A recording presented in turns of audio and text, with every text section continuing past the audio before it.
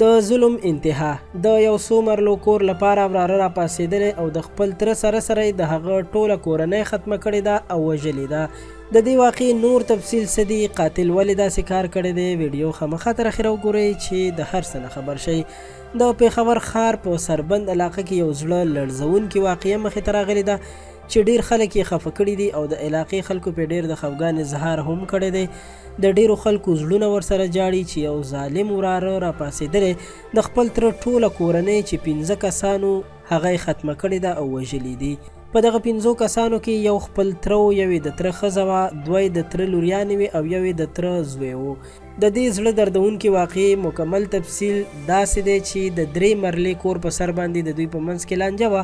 د دې لانجې په باره کې مشران په ځای ناستو چې یو بدبخته وراره راپاڅېدلی دی او خپل تره یې په بېدردۍ سره وژلی چې د دغه تره سره یې د هغه کورنۍ هم ختمه کړې ده.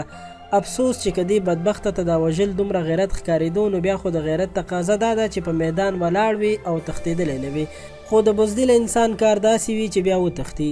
د خیبر پښتونخوا پولیس چې یو مثالي پولیس دي او ښه کار کوي، په دې کې شک نشته، خو افسوس چې د پښتونخوا او یا د پاکستان عدالتي نظام باندې که خبره وشي نو دومره کمزوری دی چې داسې مجرمانو دپاره بیا سفارشونه ګوري، وکیلان ګوري او همدغه وکیلان په حرامه باندې پیسې اخلي او سبا ورځ یې د عدالت نه بري کوي. داسې ظالمان چې بیا کله تاڼه کې ودرېږي نو دا هم وایي چې موږ نه بد شوي دي او جاړي، خو بیا هم په دې خلکو کې عقل او شعور نه راځي. د ویډیو د کتلو مو مننه کوم. د پښتو پوسټ چینل دا خبر تر همدې ځایه و. له نورو تازه معلوماتو او خبرونو لپاره زموږ چینل پښتو پوسټ در سره سبسکرایب کړئ. ډیره مننه.